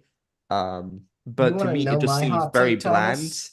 So the lighting of the fire adds more to the scene and makes it more I exciting agree. for me to see because I actually get it, it feels like atmospheric. I'm gonna be real Thomas. with you. Oh, yeah. I feel like one, it's the same sky we get in the manga, and I feel like what you're allowed. People are allowed to like be like, oh, I don't like it, but my thing is like, bro, this is the sky we're getting. Please stop making us see these posts Yeah. every fucking season. Oh, absolutely. Every It's week. it's the same cycle. We're just stop. It's over. It's over. Because Ed, there's no good contributions. Like if it came down to a whole like I don't like the blue sky because they could do more like artistic like what's the word? Liberties. Yeah, I don't want them to do liberties. JoJo's. I don't want the sky randomly turning Oh no, blue. I don't want I it to don't. be piss yellow, Diamond Unbreakable type. I would love it to be like the movies when the blue sky, like it looks pretty. Like sometimes it looks a bit off to me. but I don't care at the end of the day. Like I would be more fine with I their like the anime. argument if they just said the backgrounds in My Hero. Because Yes. for me, recently, and I've noticed it more, the My Hero backgrounds, like if you notice like the buildings, the grass and everything, they have like a camo, like not filter, but it's something in art where they have like a brush they can just use it and brush it over, and it's like camo like. Mhm. Where the grass is like just random patches of camo. Same with the building, it's like shaded like camo. Mhm. So I don't know. For me, the backgrounds in My Hero personally just aren't it for me. But the sky argument is just like overplayed. It's so tiring. It's like the Uraraka like sports festival post. It like we stop with the same post. It gets frustrating. I guess all for like engagement is base. But bait used to be good. It used to be fun. Like my thing with that is that, like Enda just said in the chat, are you really spending more time looking at the backgrounds than the actual fucking characters and what Mhm. they're doing? Yeah. Is that more important to you? Like, is that really that important? And even then, with the whole like, oh well, the sky is not being used for tone. I don't want the sky being used for something that directly contradicts what's trying to be set up in the story. Mhm. Yeah, I don't need a blood red sky randomly. For I don't sure. care that for you. And like, is that mean? Sure, why not? It's mean, but you don't care that it's annoying as fuck to constantly see these posts every season. Mhm. So I guess we're even. I don't care that for you. Oh, like, I just can't enjoy an intense fight if the sky is blue. Sounds like you fucking suck to me, dude. I'm gonna be real. It sounds like you Mhm. suck. It sounds like you're lame. It sounds like you're a bitch made. There's Man, so shut up. much to this anime that they do fantastically well, and it's never focused on. The Like, voice acting, the sound design, the CG work, by the way, phenomenal. That's something They I do want it to very well. mention is I think like season 7's gonna get critiqued heavily when people aren't gonna realize that this season is gonna involve a lot of like CG for twice, a lot of background work with a lot of characters moving because there's a lot of characters everywhere. There's a lot of shit happening in the background and everything. It's 24/7 movement Yes. pretty much in this war arc. Like when you get to the Endeavor fight with All for One, you're not just gonna like be floating, you're gonna be moving and crashing through trees and all this other shit. There's a lot more movement in this season compared to let's use season 4, where in the gentle arc, like you can have that downtime moment because you're in a school, you're in all these other areas that allow for it. We're in a period where it's just a lot more requirement of movement and all this Yes, other stuff. absolutely. like I am not sorry that Bones doesn't pull a Mappa. I'm not sorry about that. Mhm. And one of the things that I've always found funny is that when people are like, they could do the skies like this. The only sky example, because like people post the JJK example, and I'm like, no, there's the piss filter on this. I hate that. Mhm. And the lighting in the JJK thing is also because they're under a barrier. So it's not just a blue sky, it's a blue sky being filtered through a barrier, and then it's Yeah. like fucking dusk. Like, not the same thing. Um, but it's like Attack on Titan and like Wit Attack on Titan. And Wit Attack on Titan was just a cut above most shit. And like, sorry, but like, I love JJK, but I still like the Levi fucking chase sequence more than the Maharaga fight. Oh, you mean the beginning of the season when Levi Yeah, was like going when you chase? get the Oh my first God, person shot gorgeous. through the, yeah, no, like to me that was like the best stretch of animation I've watched. Yo, I know I know this is a safe space, so I'm just gonna say it. Listen, the Maharaga fight is cool, but I always hate when there are like massive deviations from the source material. And Oh that yeah, that fight, shit is the Maharaga fight not even canon, bro. that shit is not canon to me. Pretty Maharaga even more daunting. Like he's the strongest character in the entire series because of that fight.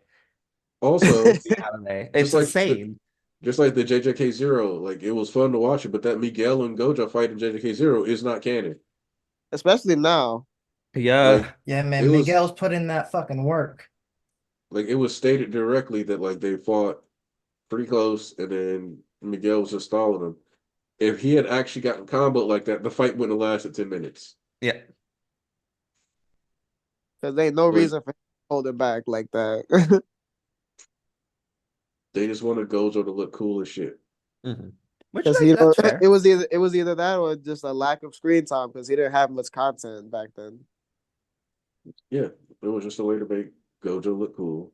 Nah, but the And Maharaga fight is not only is it way longer, it is way different. They do not expand. Especially if you've seen that Blu-ray one where it's Yeah, like fully realized. Oh they my do God. not expand upon the adaptation for real. They don't show it as well as the manga does. So it loses there's something lost in translation between the manga and anime. Like But it's just a Tarnish, like cool ass you fight. realize like it's like if they're gonna do this for Maharaga versus like Sukuna, imagine what they're gonna do for Gojo versus Sukuna. Like a lot of people are gonna complain more about Gojo losing if they That hype fight, Gojo even harder. What you mean he got? What you mean he got like that? What you mean? If it he don't even pulls matter. off Gojo's even more racist. insane shit, it's gonna be fucking. yo, bro, it's the Japanese system. It's them. The Bro, Gojo's racist. Japanese P8 people that are Miguel is racist. bald. But no, like, so I'm glad somebody else brought this up because, like I said, I think I said this a couple weeks ago. Uh, when I was talking to somebody online and I was trying to explain that, like, just objectively, Sukuna versus Maharaga could not have done more damage than Giganto Makia. And they're like, he's got like he probably had like a Hell radius of no, like they didn't do 0.03 as much kilometers. damage. And I was like, no, you dumb fuck. So then I had to explain to him, like, no, bro, the domain for Malevolent Shrine is directly stated to have a radius of 140 meters. At best, you're going to go with a diameter of 280 meters.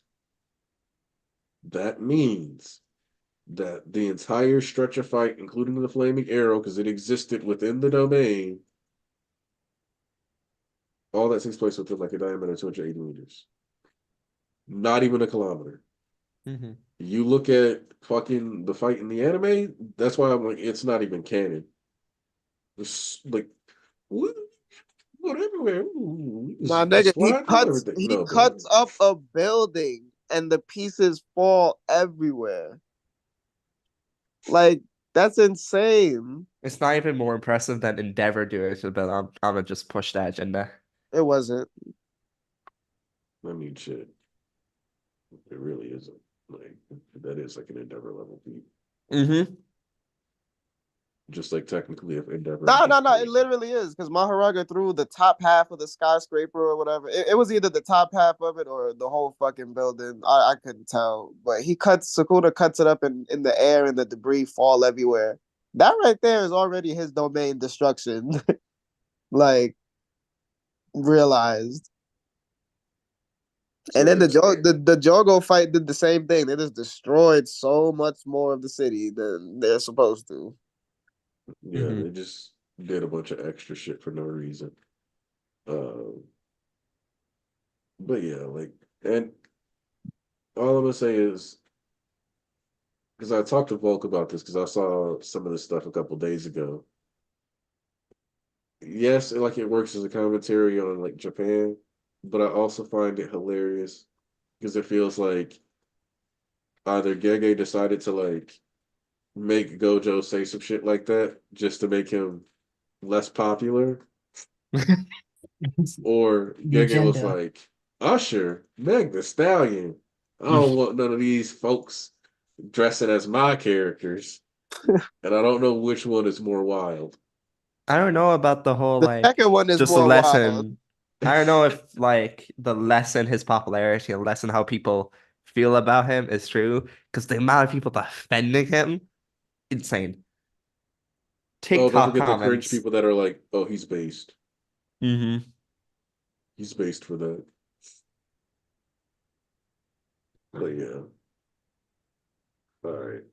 I feel like we kind of covered. Also, you guys been reading Undead Unluck?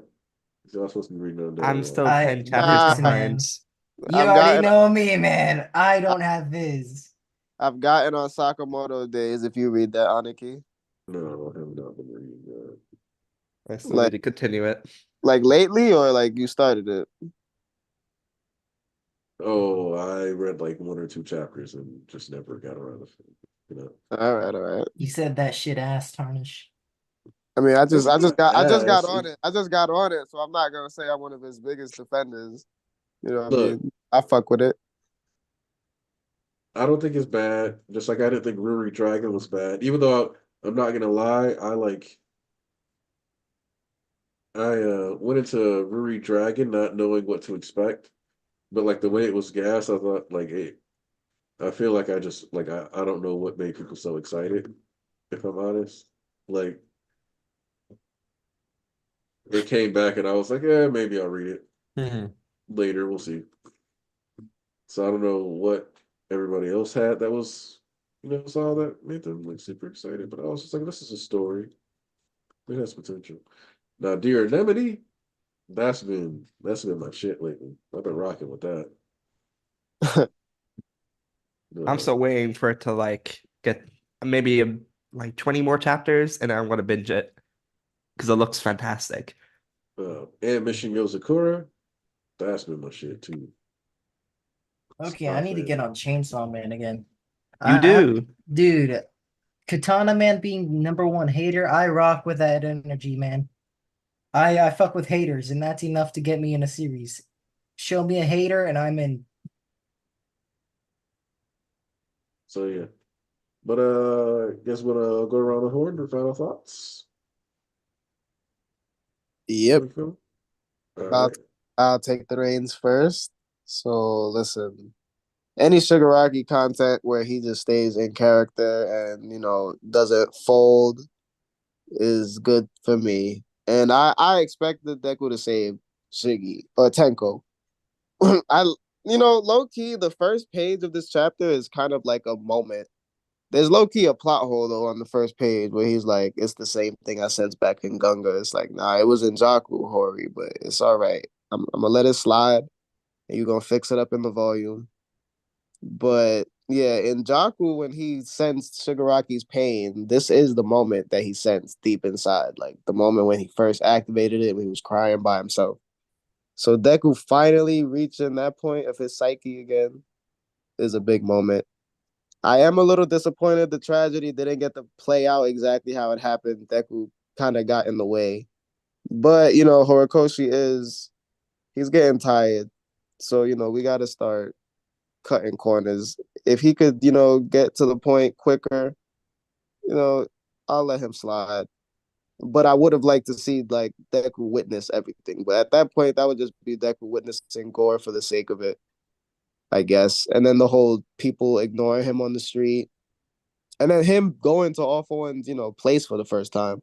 I feel like that's all valuable for Deku to see, but he knows what happened, pretty much like this happened, the tragedy, and then All For One found him. So we don't really need to see all that. And, the moment of Shigaraki standing on business saying, I still have to be a hero for the villains. Like, he is the leader. Like, I like moments like this, like where it's established, like, yo, these are my people. I am the leader of them. Same thing with Dabi when he fought Shoto. He had this speech where he was like, yo, I need to do this for my people. Like, you need to die for our sake, where he's talking about, his whole squad. And that's one of the lines that was in the season 7 trailer that I noticed. His voice actor went crazy on that line. But, and the same thing with Toga, where she's like, oh, the league accepts me how I needed to be accepted. I just like when they reference the league. Like, anyone who doubts how the League of Villains feel about each other, the final arc has really made it obvious. Like, oh, these are people who trauma bonded, who were together in times of need, who accepted each other the way they've always wanted to be accepted. Dabi was always an asshole to the league, but they understood that, that was just his pain. Like, that's how he was hurting. That it made him that way. He still chose to be around them and spend time with them and stuff like that. So they knew that he cared about them, even though he was, standoffish about it. They grew to that level. So, just because Deku is saving you, that doesn't mean that everything you worked for doesn't matter anymore. And Horikoshi, thankfully, is keeping that in his head. So him keeping that in mind is honestly what keeps me still reading, that he, respects the rest of the story and he doesn't make it meaningless. It's been 400 chapters, so it's easy to just be like, yeah, it's been a long time since that happened, so I'm gonna make sure that this is more important narratively over that. But no, he's still giving respect to everything. And I like that. So while throwing new stuff in the mix too, because I still don't know what he's cooking with this Kotaro and All For One stuff. Like, was All For One really this weird? Like, yeah, he was, especially off that backstory we got from him. He was always a weirdo, but you know, this is gonna develop into something else. And All For One's like little monologue at the end is, this is a big moment, because whatever happens next is just real authentic thoughts, feelings. Like, All For One is finally saying how he truly feels about Shigaraki, like on this last page. Like, you've never made a choice on your own. He called him Vessel. That was the first thing he called him, Vessel. Like, you're a foolish vessel. He calls him Tenko Shimura. You know what I'm saying? Because he made up the Tomura Shigaraki name for him in a way of like to have him cultivate his hatred and to become a villain so he could, eventually take his body. So this is him just dropping all facades and just keeping it a stack with him, just on his comeback. Because the last time the Vestige interacted with Shiggy is when he like blew it apart and took his body back. He didn't even give the Vestige a chance to talk. The fingers sprouted in his mouth automatically. So this is really the Vestige's rhetoric for everything that he said in that previous chapter. It's like, you want to be strong, but you still hold on to this deep down inside, because Shigaraki always says, "Yo, All For One made me stronger. All For One made me stronger." So there's a dynamic between them that needs to be resolved. And I tweeted about that recently, how I was disappointed Yes, that sir. the real Shigaraki and the real All For One didn't interact. But the Vestige came back, the trump card came, and when Shigaraki did come back, the Vestige didn't say anything. So there was still no like emotional resolution between Shigaraki and All For One. So we're actually gonna get that and end with Deku in the mix. So we still standing strong. We 418 deep. The end is approaching, though, y'all. The end is approaching, and that's gonna be crazy. I definitely will be here for those periods where the end is near. But yeah, that's all I got. Good chapter, good chapter. No break too, so we're gonna follow up on this last page quick. Also, real quick, we're gonna acknowledge Trippy Manga's super Yep, chat. super Happy Easter. chat. This might be our last one together. Well, we might do some other stuff down the road. The More church can continue, man. We just gotta Yeah. find other stuff. Dragon Ball Super, maybe monthlies. We got other new manga. Maybe we're Kagurabachi. Maybe that's our I do calling. like Church of Bachi Bros. The Bachi Bros, man. Yeah. Yeah, we could just pick a manga each week to cycle through or something. I don't know. We'll see. That could be fun That would be really cool. because it's a different manga every week, but it's only one topic. But I mean, we generally swap around, so really it's more like just a Shonen Jump Sunday plus whatever else. Shonen Sunday So- would give us a lot more. We got One Piece fans in here. We could talk about One Piece. We switch to JJK every now and then. So whatever's happening at that week, we could talk about. I definitely want to talk about Super when that comes back. Don't break my MHA heart. reread is possible. I just realized that I end up talking a lot, so every volume ends up being like 2 hours long. But who knows? Maybe that'll be fun. We'll see. Oh yeah, man. Coyote, you want to give some final thoughts? Sure. Overall, I think this is a great chapter. I think this is what My Hero is all about.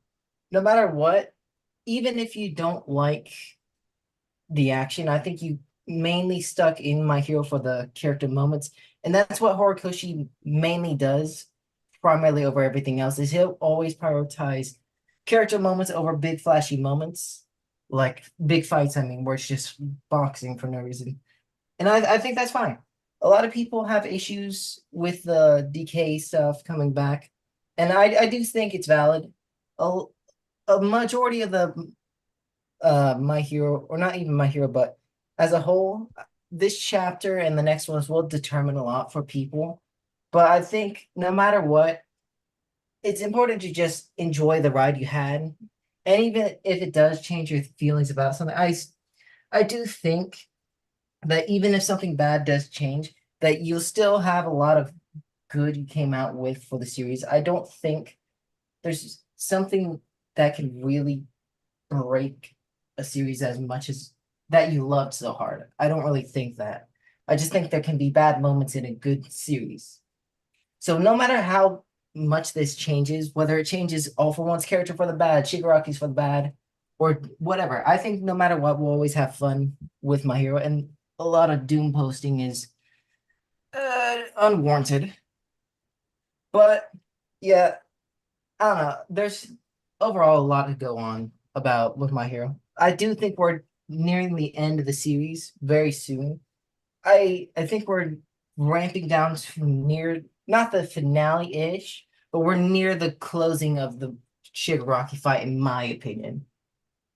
But whether that what comes after that is 10 chapters or not, who knows? But I think we're getting near the end. But my final thing I do want to say though is, Thomas, where's my fucking money? You've been dodging my DMs all fucking day. You owe me $10, bitch. This I didn't realize I had the 2 spare, nitro boosts for the server. And whoopsies. Oops. Bro, I spent $10 and immediately after you send it, I don't know what That was very compelled you kind to of hoe you. me. That was very kind of You you. hoed me for no reason. We appreciate your service to the server. I need my $10. Don't you know Coyote's jobless, bro? I Dang, don't know if man. that's true or not. I just said that. I don't know if That that's true. fucking hurt, man. That's a massive assumption. That allegation just struck me, man. That hurt. Look, man, I was just trying to come up with a reason for you to need your $10. I'm just I'll slide you I'm like $10. Mr. Krabs, man. I can't lose money, man. $2 for Viz, that already fucking ruins my soul just paying $2 for Viz, man. Well, it's $3 now, but I can't even pay for Viz. It doesn't let me. I'll hell? slide you money on PayPal. All right, well, how about that? I don't need $3. I need 10. No, I'm 10. I ain't paying for a fucking I bill don't for want you. your poor people money. That's crazy. Poor people money? What a sentence.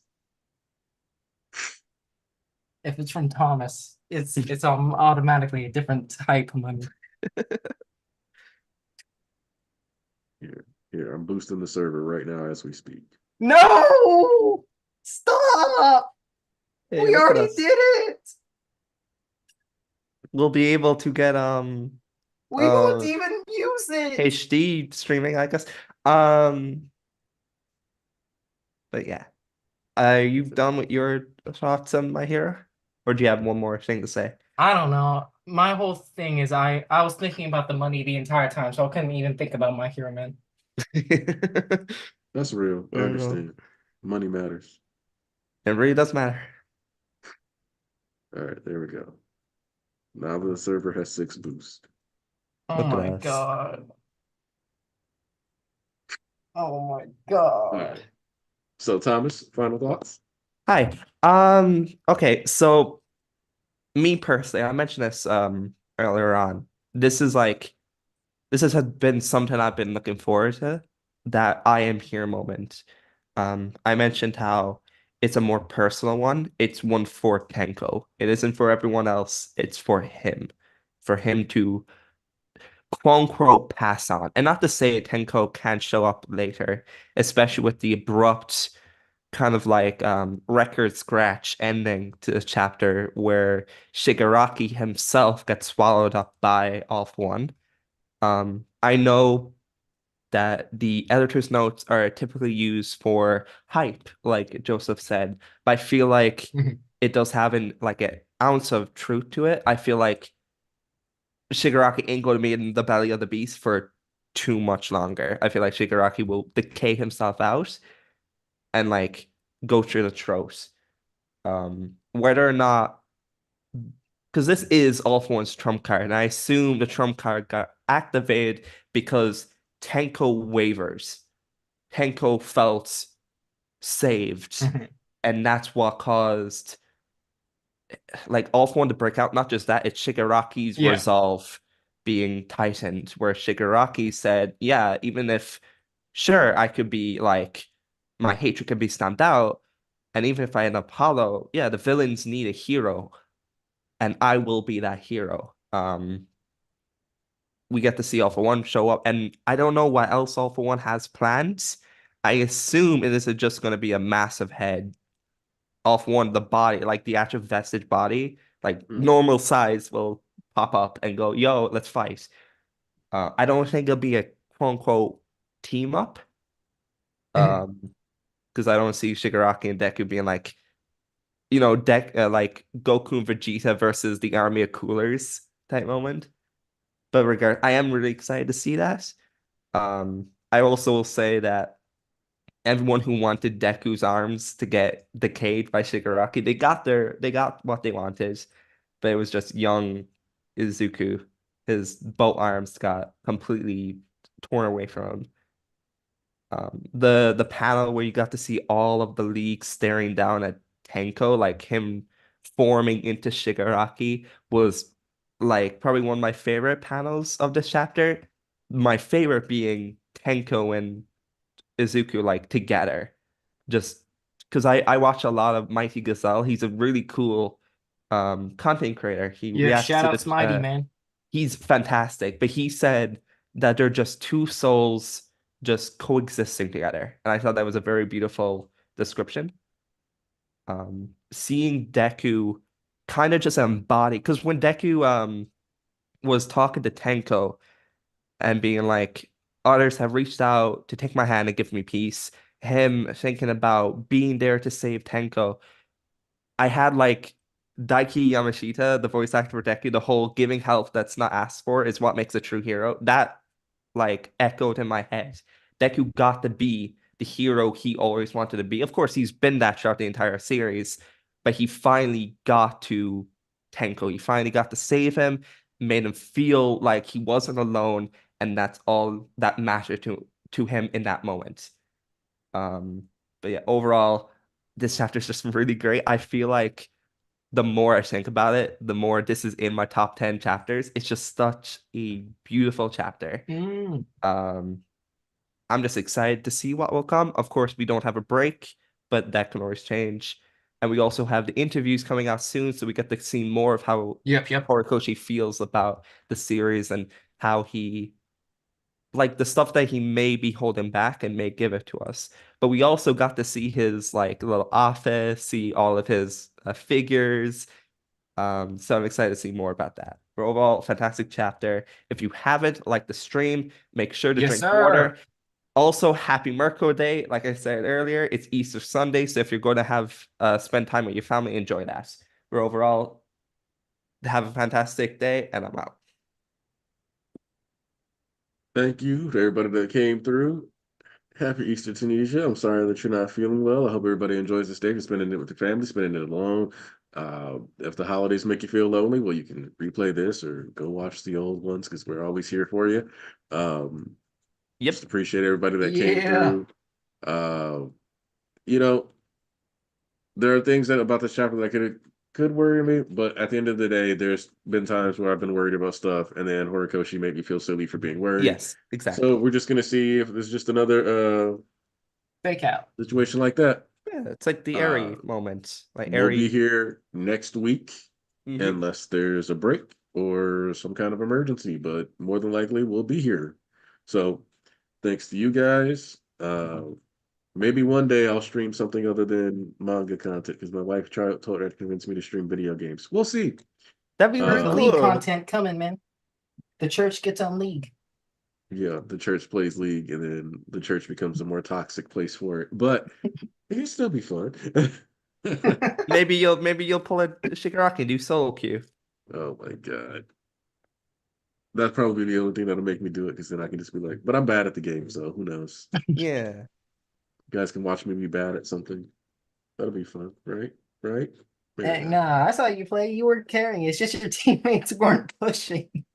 They're pretty ass. It'll definitely because I don't care about first person shooters. That's you, Chase. That's all you, buddy. It's all you.